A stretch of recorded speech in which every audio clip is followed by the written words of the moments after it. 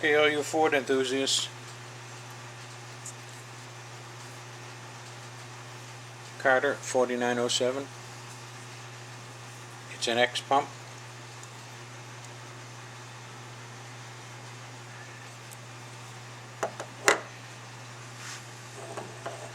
Large fittings.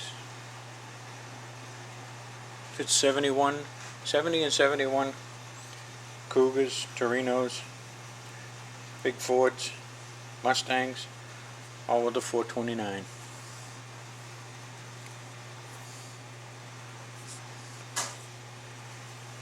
Even has the vapor return line to keep it from vapor locking. We're going to go through this baby now.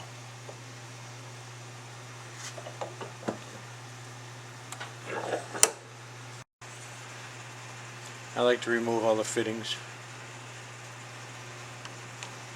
You never know what can be stuck inside it. This uses a big 3/8 line.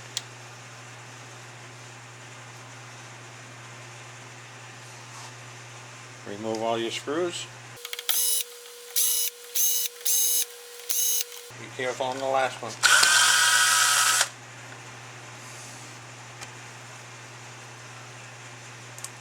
Now hopefully before you did remove the screws, you marked the location of the, to keep the orientation correct when it goes back in there, back together.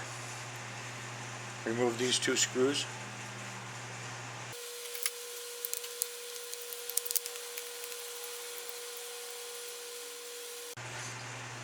And separate the two halves.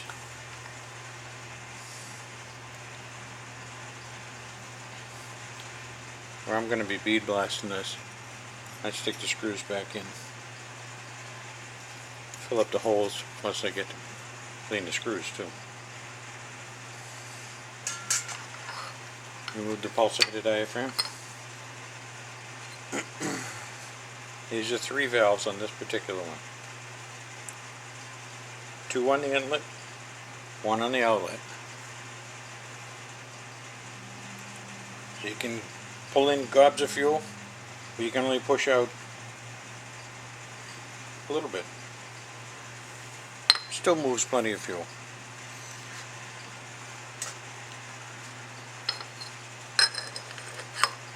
Knock out the valves.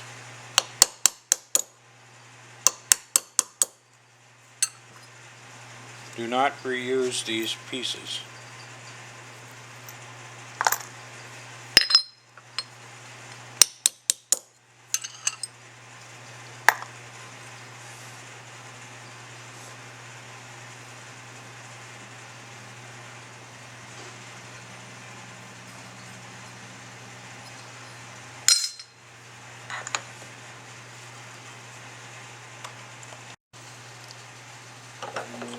In order to take out the diaphragm, I'm going to remove this monster of a spring. Be careful.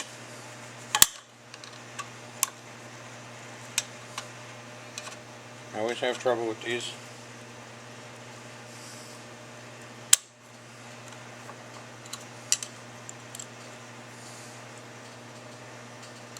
The spring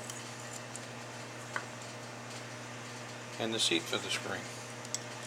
Remember to check inside. Make sure there's no clip in there. Remove the soft plug.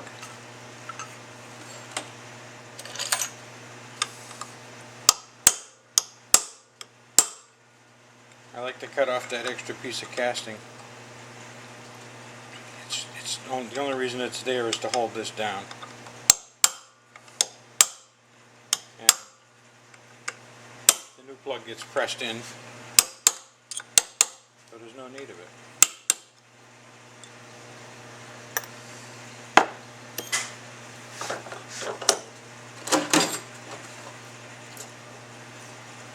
Grab a pair of needle nose pliers. Compress the spring a little bit to take some of the tension off of the arms. And do your best to slide that pin out.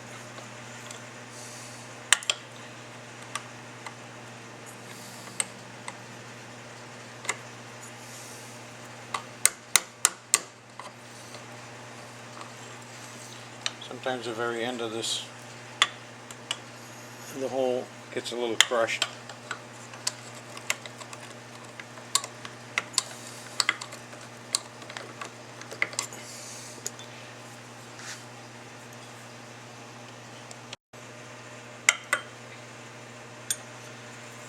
This pin happened to give me a little trouble getting out of there.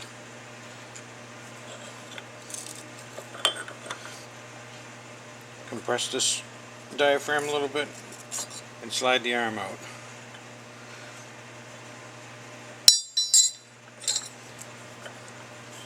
Normally this will just come right out, and if it doesn't, take a screwdriver and hack away at it. It's because of this seal is stuck down inside the pump. Only because it's been there for a number of years.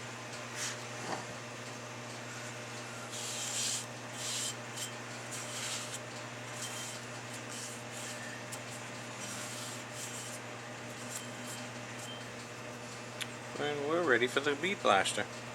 We'll be back. Before we get to the assembly part of this,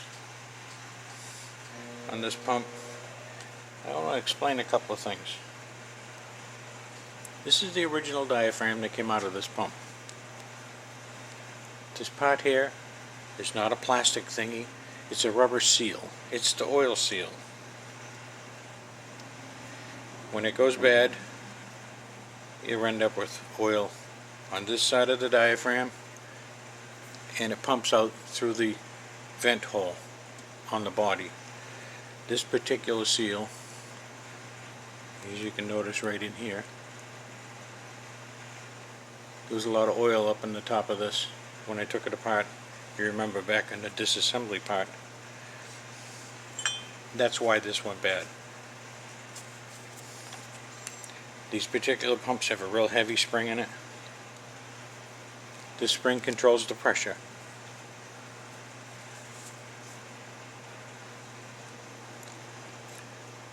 When you get your old diaphragm out and you get one of the kits from us, a rebuilding kit, the new diaphragm is going to look like this. It's different up the top. The spring's a different color. The pull rod's different. Plates are a little different. It might be a smaller plate. It might be this big one. Once this diaphragm goes in the pump, right into there is where the arm goes. Right in between there. And this is your seal. It sits on the ledge as opposed to this one sitting down inside the casting. Does the same thing. It seals and it doesn't leak oil. It's perfectly normal. Use it. We've been making these kits for quite a few years and they all seem to work. And I think that just about does it. Now we'll get to the rebuild, the assembly part. This was the other part I was going to mention. When you call in looking for a kit, you'll be given this number to whoever answers the phone. This particular one says 4907. If that number isn't there, there's also a casting number. It's not a date code, it's a casting number. 0-1583. With that number we can assign a kit to it. This is the vent that leads to in here. When the diaphragm goes bad or the oil seal goes bad, it'll either spit gas or oil out through that hole and shoot it out through here.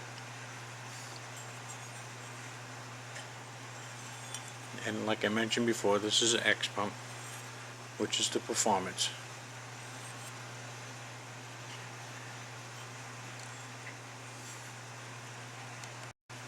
Let's assemble this body part first. seal side down.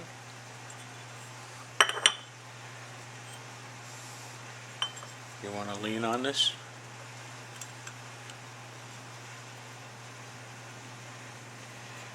And then slide the arm inside and catch that top of that pull rod.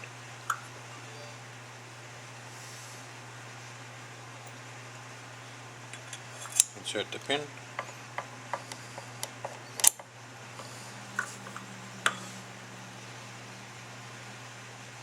And push it the rest of the way in.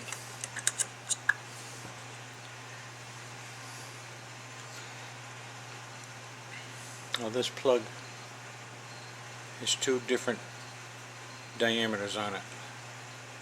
The larger diameter is just a few thousandths bigger than this hole, and by tapping it in, it's pressed in. It's not going anywhere. When you're disassembling, if you can't get that pin out of that hole, if you see right here on this ledge, if you take a 1/8 inch drill bit and drill through there, down you'll hit the top of the pin, and then just take a 1/8 inch punch and tap it down through, and you'll knock the pin out. When you're done, you can either seal it up or just leave it. Nothing's going to come out of it.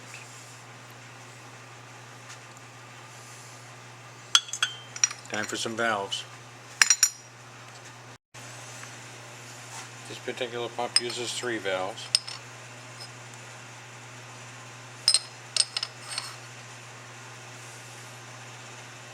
All valves are very easy to assemble. You get a rivet, a spring, and a valve plate. The large end of the spring goes towards the valve plate.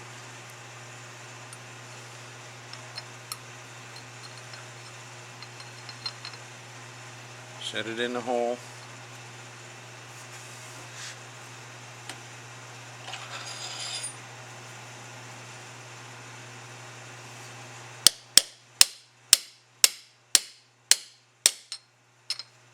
Tap it down till you got about a 1/16 or an 1/8 of an inch. Just enough sticking through. If it went in, if you had to tap it to get it in, you don't have to peen the end over. It'll stay there. It's not going anywhere. Nothing's going to push it out. Same thing with the other 2 valves.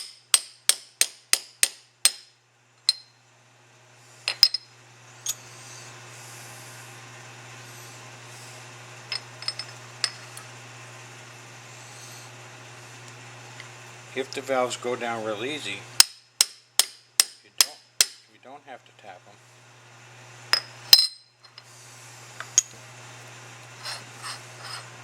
What I do is I take a 1/4 inch nut and set it down. I take that 1/4 inch nut and set it down. Set the head of the rivet on top of it to support it, and hit it with a screwdriver or whatever, just to peen it a little bit so that it doesn't pull through. It will move up and down, but as soon as fuel hits it, it closes it like it's supposed to. Put on the pulsator diaphragm. You want to cover up this hole, as this is where the fuel comes up and goes out. Look for your index mark if you forget how this goes on, and just line them up. Turn it over and insert these 2 screws.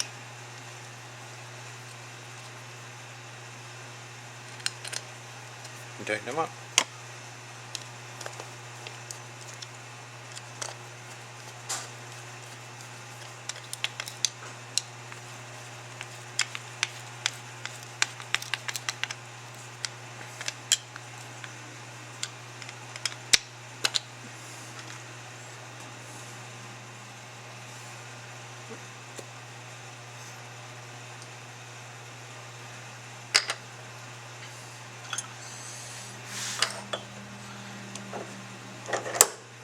Time to assemble. Index your mark, In case you're wondering, I keep pointing to that. See that dot and that dot? I like to line everything up with the arm. Gives me a central place.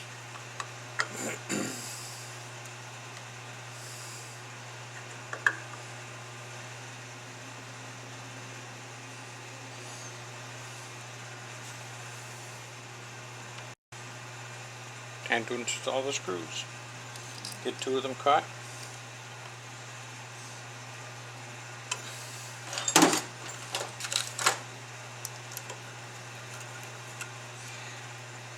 Bring them down about halfway.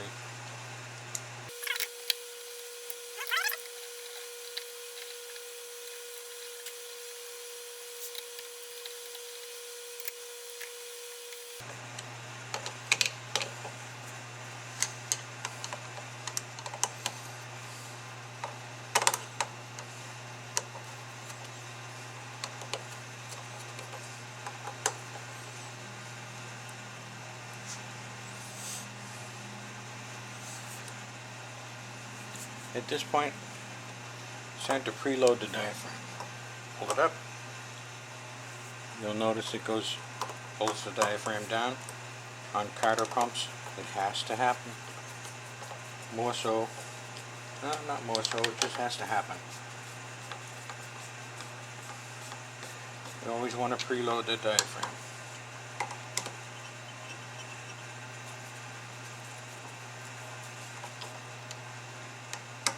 Bring them all the way down.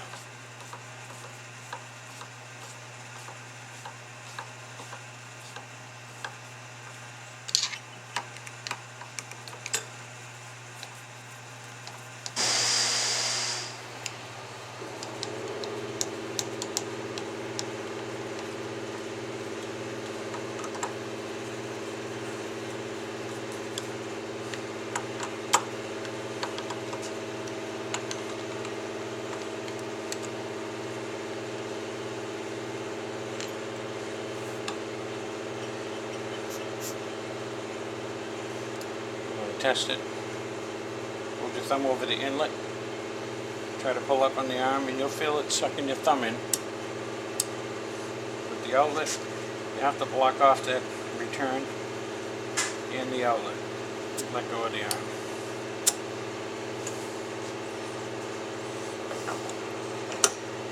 And you got to put the arm return spring in. This is the holder for it.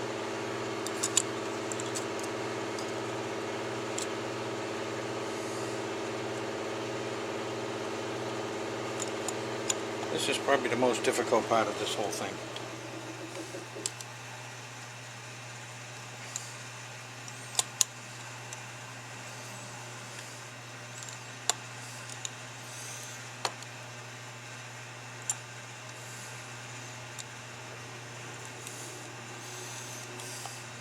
How about I shut the video off? Because I'll probably say a swear word. Okay, only 2 swear words. Springs in. It's a tough one. Pump's ready to go.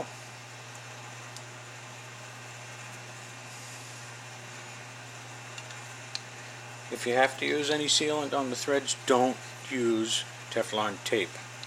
Use a Teflon paste. The tape seems to give people superhuman strength, and you end up with a lot of crack castings. The paste doesn't do that. So there you go. It's ready.